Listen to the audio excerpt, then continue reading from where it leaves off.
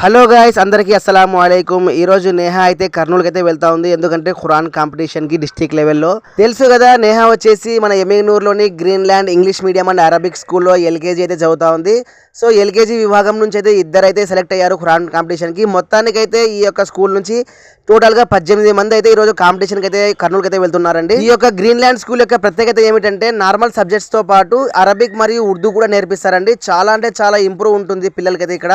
ఇక నేహా ఆనందానికి అయితే అవధులే లేవండి. ఎందుకంటే ఈ రోజు ఖురాన్ కాంపిటీషన్ లో పార్టిసిపేట్ చేస్తున్నానని చెప్పి ఫుల్ హ్యాపీగా అయితే ఉంది. ఇక నేహాతో పాటు చాలా మంది చిన్న చిన్న పిల్లలు కూడా వెళ్తా ఉన్నారు. సో చాలా క్యూట్ గా ఉన్నారు పిల్లలు అయితే, ముద్దు ముద్దుగా ఉదయాన్నే పొద్దున్నే రెడీ అయ్యి ఈ రోజు కాంపిటీషన్ కి అయితే వెళ్తా ఉన్నారు.